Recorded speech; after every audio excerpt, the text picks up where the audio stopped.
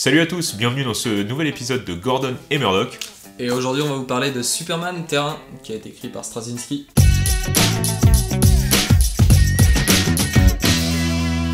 Joseph Michael Straczynski, c'est une véritable star. Il s'est fait son nom en fait grâce à une série dans les années 90 qui s'appelle Babylon 5. Puis au début des années 2000, il est rentré chez Marvel où il a écrit ce très long run sur Spider-Man qui a fait aussi sa renommée dans ce milieu-là. Après, bon, il s'est attaqué à d'autres projets, tels Strange, ou aussi les Fantastic Four ou Thor. Et sa seule virée chez DC, c'est le comics dont on va parler cette fois, c'est Superman Terre 1. Au niveau du scénario, il a aussi bossé sur des films, et notamment sur le film Thor, sorti en 2011. Ou World War Z aussi. Au dessin, on a Shane Davis. Alors lui, pour le coup, c'est un dessinateur assez contemporain, puisqu'il a commencé sa carrière au début des années 2000, principalement chez DC, avec des Robin ou encore des Justice League of America.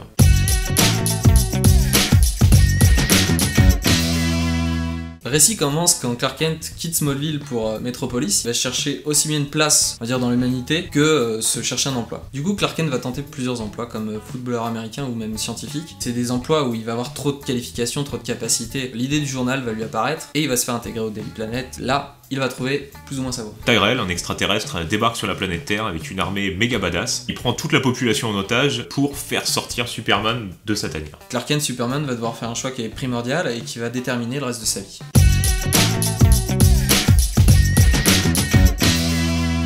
Le premier fait marquant de cette histoire, c'est l'arrivée de Clark Kent à Metropolis. Clark Kent qui est un peu perdu, c'est-à-dire qu'il cherche déjà en tant qu'habitant de la planète Terre, mais il se cherche aussi en tant que Clark Kent. Il a besoin déjà premièrement d'un boulot pour payer son loyer. Il part dans le sport, le football américain ou encore la science, mais tout ça, ça lui plaît pas. Il a des capacités qui dépassent tout ça. Dans le sport, qu'est-ce que vous voulez faire contre Superman déjà? Pour la science, il arrive dans le laboratoire, boum, il résout une équation qui n'a pas été résolue depuis 10 ans. Pour s'épanouir, il va tomber au Daily Planet. Perry White va lui tomber dessus en lui disant ouais, j'ai lu tes petits articles. Bon voilà, le journalisme c'est en train de mourir. Aujourd'hui avec les blogs, tout le monde peut devenir journaliste, mais nous on a besoin de redevenir le meilleur journal de Metropolis. Et là, Clark Kent se trouve plus ou moins dans une espèce de planque où il se dit bah au moins je vais pouvoir m'améliorer, m'épanouir dans ce métier. Autre fait marquant dans ce comic, c'est qu'il y a deux bastons bien distincts. La première, c'est quand Clark Kent va communiquer contre son gré sa position à une flotte extraterrestre qui souhaite apparemment depuis toujours détruire les Kryptoniens. Vu qu'il est le dernier, ils vont débarquer directement. Donc ça serait la première fois qu'il se mettrait sous les feux des projecteurs en tant que sauveur de l'humanité. C'est une décision extrêmement importante puisque la Terre n'a jamais connu un homme aussi puissant que ça. C'est une réflexion qui va venir suite à un ultimatum que justement le chef de guerre de cette armée extraterrestre va lui poser. On va pas vous révéler comment se termine cette invasion extraterrestre, mais étant donné qu'il reste une bonne partie du récit à lire quand elle se termine, je vous laisse comprendre que ça se termine d'une manière assez clinique dans tous les cas. La deuxième baston, elle est beaucoup plus classique puisqu'elle est physique, elle répond à un besoin. On a un personnage, le Parasite, un ancien criminel, Raymond, vraiment un nom de méchant pour le coup, hein, qui va subir une opération scientifique, qui va merder, il va se retrouver transformé en méta-humain, et en fait son pouvoir, ça va être d'absorber l'énergie de tout ce qui touche. Et évidemment, quand on possède un pouvoir comme ça, on a envie d'en profiter, et donc il va en profiter pour gagner du pouvoir à répandre le mal. Superman, il va vouloir botter le cul de ce gars-là, et il va vite se retrouver confronté à un problème. À chaque fois qu'il touche, le Parasite s'enrichit de la force de Superman, et donc Superman perd sa force. Il va retourner dans sa forteresse de solitude. Superman agit stratégiquement pour la première fois, et c'est là qu'il se crée son armure qui va empêcher ce Raymond de le buter. Et là voilà, Superman se sert aussi de sa tête pour pouvoir botter le cul d'un méchant qui possède un pouvoir qui va à l'encontre de ce que Superman peut faire naturellement. Bah Murdoch, tu te prends pour Clark Kent avec ton corps de lâche? C'est plus le droit de dire le journal tranquille maintenant, putain. Donc le fait marquant suivant, c'est l'enquête de Lois Lane sur Clark Kent. Mais alors, vous allez me demander, mais Gordon, pourquoi cette enquête? Pourquoi cette enquête? Tout simplement parce que, après avoir vaincu les extraterrestres, Superman va se servir de son alter ego Clark Kent pour s'auto-interviewer dans le Daily Planet. Et ça va la rendre jalouse, folle de rage la Lois Lane, parce que elle va trouver ça hyper louche qu'un jeune comme ça, journaliste qui vient de débarquer il y a même pas 3 jours dans les bureaux, ait l'interview du siècle, le premier message de Superman à l'humanité, c'est limite un pigiste qui l'a. Dernier fait intéressant, c'est que tout au long de l'histoire, on a une partie où le gouvernement est impliqué. Il y a une zone un peu inconnue aux États-Unis, qu'on pourrait représenter par la zone 51, où ils ont stocké un vaisseau extraterrestre qu'ils ne connaissent pas, qui va commencer à s'activer lorsqu'il va y avoir l'invasion extraterrestre, etc. Superman se révèle au public. Forcément, l'État américain va commencer à poser des questions fondamentales. Qu'est-ce qu'on fait de ce type, quoi, qui est beaucoup trop puissant, en un claquement de doigts, il peut nous anéantir, donc faut se poser la question, à un moment, il faut être capable de le buter. Et ils embauchent Lex Luthor et sa femme. On sent que déjà le conflit Luthor-Superman intervient à ce moment-là.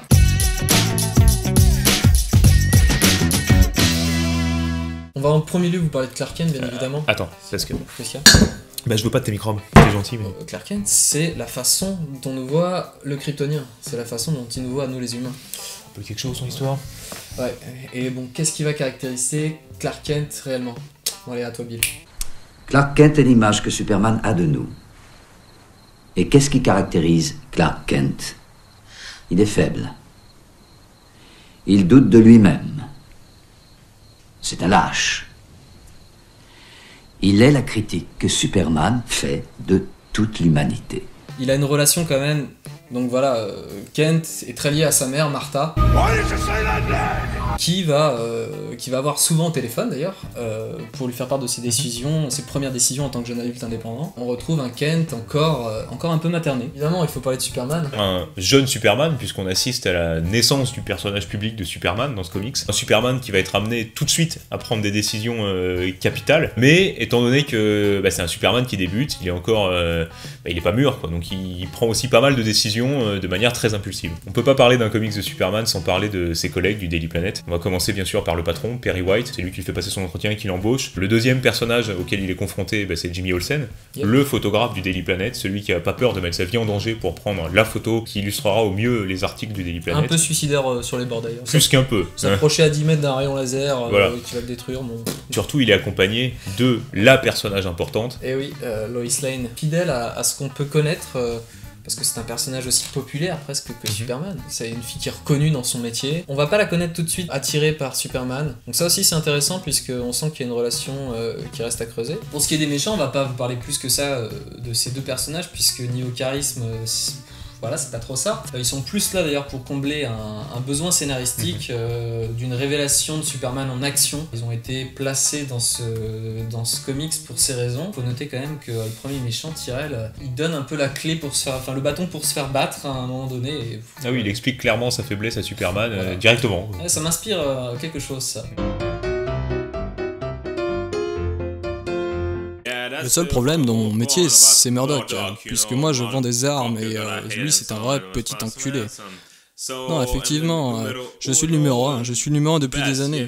Et s'il y a bien quelque chose qui peut me faire faiblir, c'est d'écouter les putains de Bee Gees chantés par une tapette, ça me ferait vomir du lait jusqu'à la mort.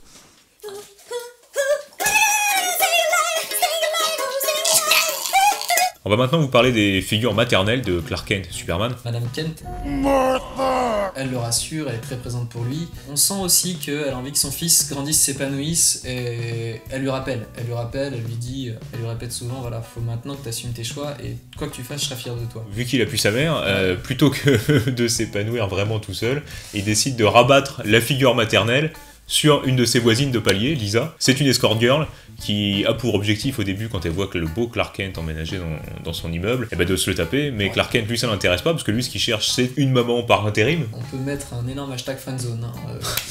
Oui, mais pour une fois c'est le mec qui la friendzone. Eh ouais.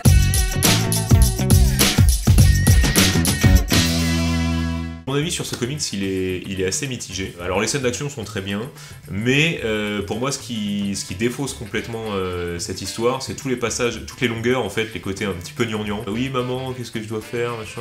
Moi il y a des passages que j'ai sauté, clairement, j'ai vraiment trouvé beaucoup de longueur, mais on n'a pas le choix parce que ça fait partie de l'histoire de Superman, cette relation avec sa mère. On comprend qu'ils y soient, même si c'est pas forcément les meilleurs passages. Pour moi ce qui est important, c'est que autant le tome 1 est assez moyen moins, même je dirais, on a un tome 2 qui rattrape complètement le truc parce que là pour le coup déjà il est beaucoup plus court, il y a beaucoup plus d'action, il y a un parallèle qu'on est obligé de faire en lisant ces deux tomes, c'est le parallèle avec le film Man of Steel. Je suis assez d'accord puisque si vous avez vu Man of Steel... Steel... Attends, j'ai reniflé, c'était dégueulasse.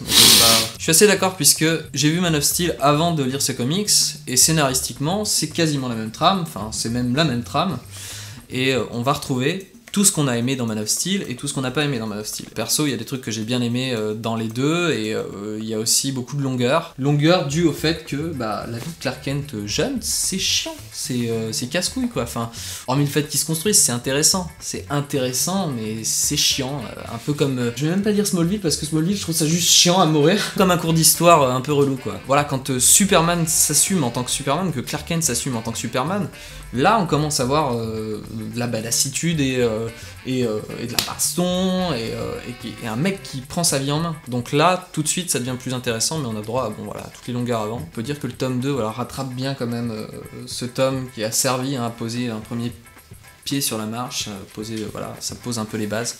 Et dans le deuxième, on a le droit à un vrai Superman. Donc Banzai, ça cartonne, quoi.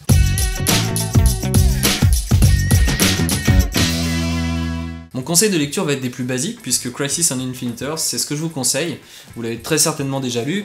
Si c'est pas le cas, il faut le lire, tout simplement. Des mondes qui meurent, des mondes qui revivent.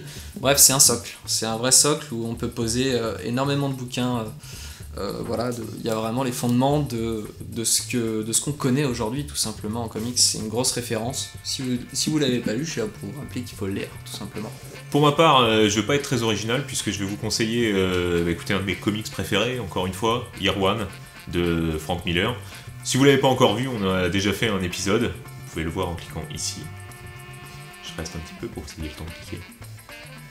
Voilà, normalement ça devrait être fait. Épisode dans lequel je dis déjà tout le bien que je pense de ce comics qui est vraiment fabuleux. Si je vous le conseille, c'est tout simplement puisque là on a vraiment affaire à une genèse d'un personnage populaire, qui est vraiment dans le milieu des super-héros, Batman comme Superman, ça fait partie vraiment des classiques, et on a affaire à une genèse qui là est réussie. Comme d'habitude, n'hésitez pas à lâcher un pouce bleu, à donner votre avis dans les commentaires, ça nous fait toujours plaisir d'interagir avec vous. Yes. Et puis on est aussi présent sur les réseaux sociaux, Facebook, Twitter, YouPorn et tout ça. Cut.